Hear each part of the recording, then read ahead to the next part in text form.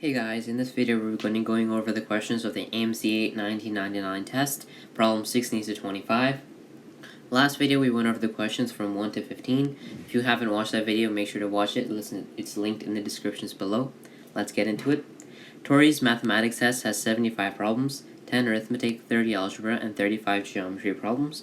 Although she answered 70% of the arithmetic, 40% of the algebra, and 60% of the geometry problems correctly, she did not pass the test because she got less than 60% of the problems right. How many more problems would she have needed to answer correctly to earn a 60% passing grade? So the number of questions she got right is 70%, or 0.7 times 10, plus 40%, or 0.4 times 30, plus 60%, or 0.6 times 35. Simplifying this, we get 0.7 times 10 is 7, 0.4 times 30 is 12, 0.6 times 35 is 21, and this equals to 40 questions. And the number of questions she needed to get right, which is 60%, or 0.6 times the total 75 questions, is 45 questions. We subtract this with 40, and we are left with 5 questions. So our answer is B5. Let's move on to the next question. Problem 17 says, problems 17, 18, and 19 refer to the following. At Central Middle School, the 108 students who take the AMC8 meet in the evening to talk about problems and eat an average of 2 cookies apiece. Walter and Gretel are baking Bonnie's best bar cookies this year. The recipe, which makes a pan of 15 cookies, lists these items: 1.5 cups flour, 2 eggs, 3 tablespoons butter, 3/4 cup sugar, and 1 package of chocolate drops. They will make only full recipes, not partial recipes. Walter can buy eggs by the half dozen. How many half dozens should he buy to make enough cookies? Some eggs and some cookies may be left over. So the number of students, which is 108, times the number of cookies they eat on average, times 2, is 216. So they need to make at least 216 cookies, which we need to divide by 15, which is the number of cookies in each pan. And we're left with 15, since there can be extra but not less cookies. And then we multiply this by 2, which is the number of eggs they need to make one pan. And then this equals 30 eggs. We divide this by a half dozen, which is 6, and we're left with 5. 5 half dozens, C. Problem 18 says, they learned that a big concert is scheduled for the same night, and attendance will be down 25%. How many recipes of cookies should they make for their smaller party? So 25% down is just 3/4 of the original size. 3/4 times 108 is 81, times 2, which is the number of cookies they eat, is 162. We divide this by 15, the number of cookies in each pan, and we're left with 11, since there can be extra. So our answer is E11. Problem 19. The drummer gets sick, the concert is cancelled. Walter and Gretel must make enough pans of cookies to supply 216 cookies. There are 8 tablespoons and a stick of butter. How many sticks of butter will be needed? Some butter may be left over, of course. So 216 cookies. Again, we divide this by 15, and we're left with 15 pans. We multiply this by 3, which is the number of tablespoons needed per butter. So we get 45, and then we divide this by 8, and we get 6, because of course it can be extra butter, but not less. So our answer is B6. Let's move on to the next question. Problem 20 says, Figure 1 is called a stack map. The number tells how many cubes are stacked in each position. Figure 2 shows these cubes, and Figure 3 shows the view of the stacked cubes as seen from the front. Which of the following is the front view for the stack map in Figure 4? So we can see the relation between Figure 1 and Figure 3. In each column, the greater number is always seen in the front view. So in the right column over here, 4 is the greatest, and it's seen over here. And the left column, 3 is the greatest, and it's seen over here. Likewise, we can use the same rule in Figure 4. In the column all the way to the left, 2 is the greatest. So the ones with 2 in the left column are only B and D. And in the middle, 3 is the greatest. So the only one with 3 in the middle is B. So our answer is B. Let's move on to the next question. Problem 21 says the degree measure of angle A is 20, 30, 35, 40, or 45. So, as you probably know, the interior angles of a triangle all sum up to 180 degrees. Knowing this rule makes this question much easier. First, we can find this angle by forming this triangle. And since we know two of the angles, which is 100 plus 40, this leaves us with 140 degrees. And 180 minus 140 equals 40 degrees. So this angle equals to 40 degrees. Next, we can make this triangle over here. And one of the angles is 110 plus 40, which gives us with 150 degrees. And 180 minus 150 is 30 degrees. So the measure of angle A is 30 degrees. B. Let's move on to the next question. Problem 22. In a far-off land, 3 fish can be traded for 2 loaves of bread, and 1 loaf of bread can be traded for 4 bags of rice. How many bags of rice is 1 fish worth? So this is 3 fish is equal to 2 loaves of bread, and 1 loaf of bread is equal to 4 bags of rice.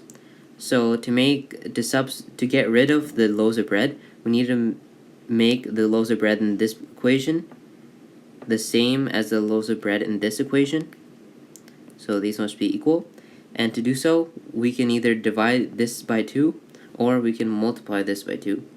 So multiplying this by 2 would be easier, and we won't have any fractions at the beginning. So we have 2 loaves of bread is equal to 8 bags of rice, and then which is equal to 3 fish. And then 2 loaves of bread we can just cross out. And then since we only want to find the value of 1 fish, we divide both sides by 3. And we're left with 1 fish is equal to 8/3 bags of rice. And this can be rewritten as 2 2/3 bags of rice. So our answer is D, 2 2/3. Let's move on to the next question. Problem 23 says, square ABCD has side lengths of 3. Segments CM and CN divide the square into 3 equal parts. How long is segment CM? So to find the value of CM, we must note that BCM is a right triangle. So we can use this fact to our advantage to find the length of CM using the Pythagorean theorem, which is BC squared plus BM squared is equal to CM squared, which is equal to CM squared. And since we know the value of BC is 3, because the side length is 3 and this is a square, so we can replace this with 9, because 3 squared is 9. So we have 9 plus BM squared is equal to CM squared. So another key factor is that this square is divided into 3 equal parts. So this triangle BCM is 1/3 the area,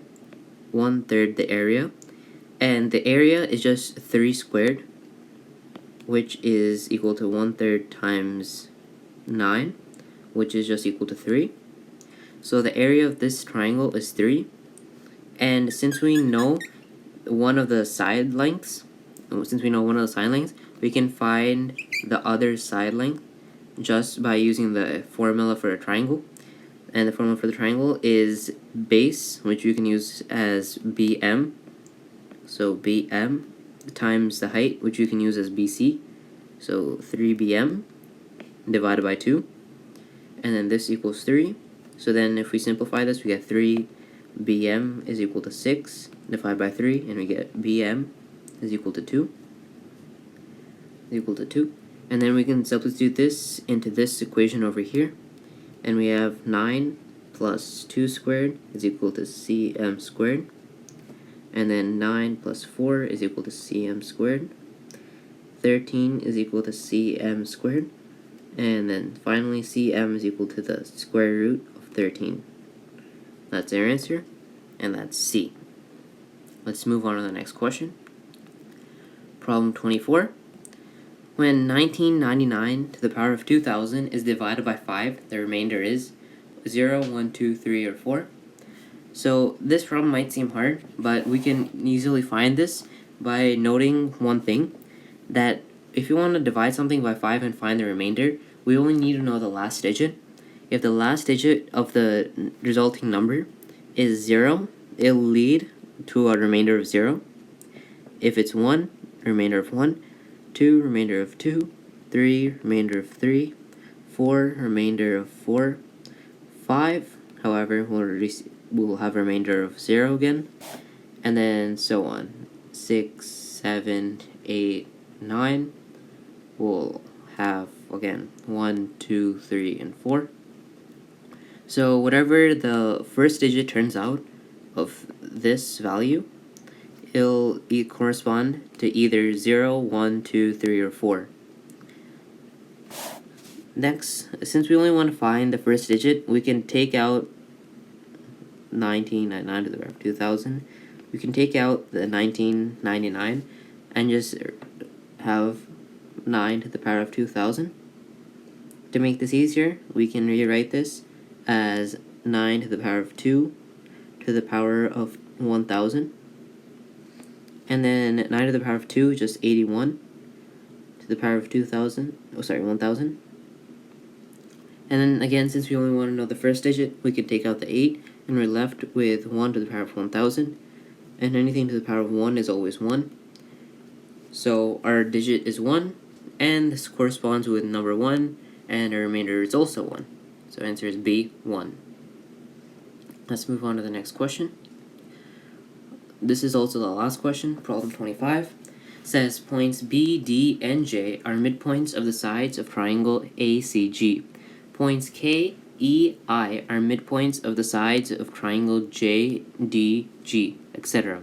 If the dividing and shading process is done 100 times, the first three are shown, and AC equals to CG equals to 6, then the total area of the shaded region is nearest. So all of this might seem confusing, but whatever they describe in this portion is basically shown in this diagram. The only thing that you need to see is that AC equals to CG was equals to 6, and the shading process is done 100 times. So these are the key factors other than this diagram that you need to note. So since we know that AC equals to CG was equals to 6, AC and CG are 6 and then 6. So we also know that this shaded region in this triangle is equal to 1/4, 1, 2, 3, 4, 1/4 of the whole area of the triangle, and the area of the triangle is just 6 squared over 2. And then we can write this as 1/4 times 36 over 2, which is, we can write as 36 over 8. And obviously this does not have a integer solution. So next, let's find this shaded region, and I'll just redraw this over here with less clutter, and this is it. And since J, D, and D are midpoints, then these values are 3, which is a half of 6. So again, we can write 1/4 times 3 squared over 2,